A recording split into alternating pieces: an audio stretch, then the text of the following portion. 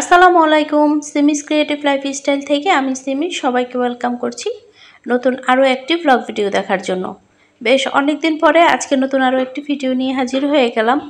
আসলে বাচ্চাদের পরীক্ষা, তারপর হচ্ছে বিজনেসের কাজ নিয়ে একটু ব্যস্ত হয়ে গিয়েছিলাম, সেজন্য ভিডিও আপলোড করতে পারিনি নিয়মিত। ইউটিউবে রেগুলারিটি মেনটেন করাটা অনেক বেশি জরুরি, কিন্তু আমাদের মতো গৃহিণীদের, দুই বাচ্চার মায়ের, সেই সাথে একজন উদ্যোক্তার নিয়মিত ভিডিও আপলোড করাটা অনেকটাই চ্যালেঞ্জিং বিষয়। আজকে রান্নাঘর থেকে আমি আমার ভিডিওটা শুরু করেছি। ভাবলাম রান্না বান্না করব, সেই সাথে ক্যামেরাটাও অন করে ফেলি, তাহলে ভিডিওটাও তৈরি হয়ে যাবে আর আমার প্রিয় আপুদের সাথে শেয়ার করা হয়ে যাবে।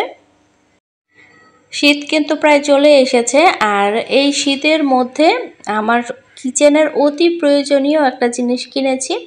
তো ভিডিওর সাথেই থাকেন, দেখতে পারবেন কি প্রয়োজনীয় জিনিসটা কিনলাম। তো এখন হচ্ছে ভেন্ডিগুলো কেটে নিচ্ছি। আমার বাচ্চারা কিন্তু ভেন্ডি ভাজি খেতে অনেক পছন্দ করে। তো আপনারা কে কে খেতে পছন্দ করেন চাইলে কিন্তু কমেন্টে জানাতে পারেন। নভেম্বরের 15 তারিখ থেকে আমার মেয়ের বৃত্তি পরীক্ষা, সবাই দোয়া করবেন। ও ক্লাস 3-তে পড়ে। তো অনেকেই বলবেন ক্লাস 3 থেকে কিসের নার্সারি, কিন্ডারগার্টেন স্কুলগুলোতে নার্সারি থেকে বৃত্তি পরীক্ষা দেওয়া যায়। এটা হচ্ছে কিন্ডারগার্টেন অ্যাসোসিয়েশনের আন্ডারে বৃত্তি পরীক্ষাটা হয়।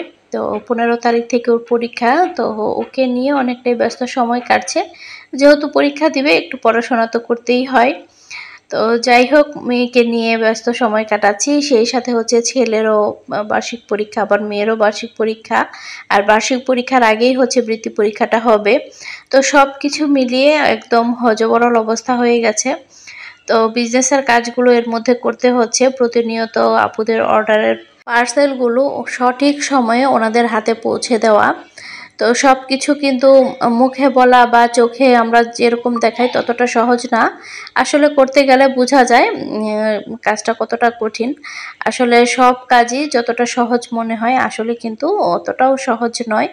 অনলাইন বিজনেসটা অনেকে মনে করে খুবই সহজ, আসলে মোটেও কিন্তু খুবই সহজ না। আসলে কোনো কাজই কিন্তু সহজ না। সব কাজই আপনি যেই কাজ থেকে হালালভাবে টাকা উপার্জন করবেন, সেখানে কিন্তু আপনার ঘাম ঝরাতেই হবে। ঘাম না ঝরালে হালাল উপার্জন করা সম্ভব না। মাছ ভাজতে দিয়ে এদিকে কিছু থালা বাসন জমে গিয়েছিল, সেগুলো ওয়াশ করে ফেলবো।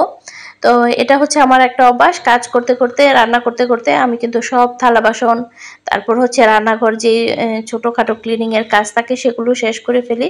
শুধুমাত্র রান্না নিয়ে বসে থাকলে দেখা যাবে অনেকটা সময় লেগে যায় বাড়তি কাজগুলো করার জন্য। সেজন্য একসাথে হচ্ছে রান্না বসিয়ে দিয়ে আমি হাতে টুকিটাকি কাজগুলো সেরে ফেলি। শীতের আগে আমার অনেকগুলো কাজ করতে হবে, যে কাজগুলো করার সময় একদমই পাচ্ছি না। তার মধ্যে রান্নাঘর ডিপ ক্লিনিং, ব্যালকনিটা ডিপ ক্লিনিং, ফ্রিজ পরিষ্কার করা, এগুলো সবসময় আমি শীতের আগেই করে ফেলি, কিন্তু এই বছর আর সময় করেই উঠতে পারছি না। আমার সংসারের প্রতিটা কাজ নিজের হাতে করতে আমার অনেক ভালো লাগে। আসলে হেল্পিং হ্যান্ড কিন্তু চাইলেই রাখা যায়, কিন্তু সংসারে দেখা যায় নিজের কাজগুলো নিজে করতে অনেকটা স্বাচ্ছন্দ্য বোধ করি। আর অন্যের কাজ আমার ওরকম পছন্দও হয় না, একটু কষ্ট হলেও নিজে করে ফেলি। আর ছুটির দিনে হচ্ছে হাজব্যান্ড যতটুকু সম্ভব আমাকে হেল্প করে। তো দেখা যায় আমাদের হয়ে যায় ছোট্ট সংসার, সমস্যা হয় না। তো যাই হোক, কথা বলতে বলতে মাছ ভুনা করে নিয়েছি, রুই মাছটা ভুনা করেছি, এদিক থেকে লাউ রান্না করে নিয়েছি, আর ভেন্ডি ভাজি।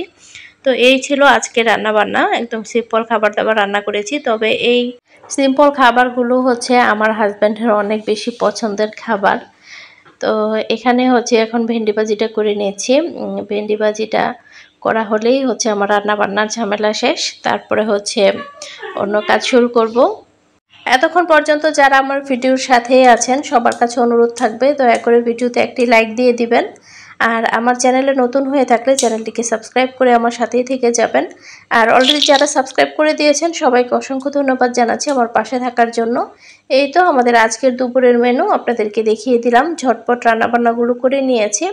শীতের দিনে কাজ করতে আমার একটু অলসতা কাজ করে, আর শুধুমাত্র আমার না, দেখা যায় অনেকেরই শীতের মধ্যে সংসারের কাজকর্ম একটু ধীরগতিতেই হয়।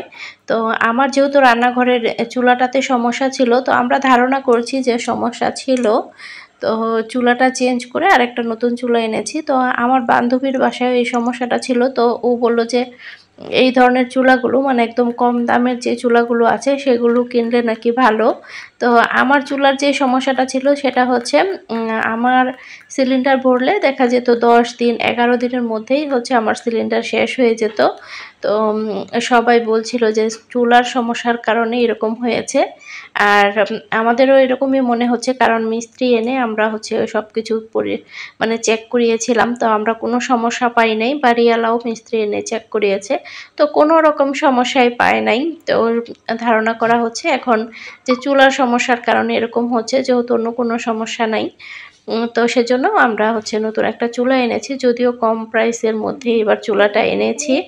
তো দেখা যাক কি সমাধান হয়, এবারের সিলিন্ডার কতদিন যায়।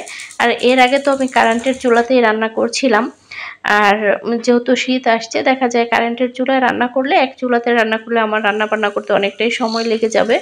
এখন হচ্ছে কারেন্টের চুলা, তারপর হচ্ছে সিলিন্ডারের চুলা, তারপর রাইস কুকার, সব কিছুতে একসাথে আমি রান্নাটা করে ফেলবো, তাহলে তাড়াতাড়ি হবে। আর কথা বলতে বলতে সন্ধ্যার নাস্তাটাও আজকে রেডি করে ফেলেছি। আজকে পাস্তা করেছিলাম। আর ভিডিওটাও এখানেই শেষ করছি। আল্লাহ হাফেজ।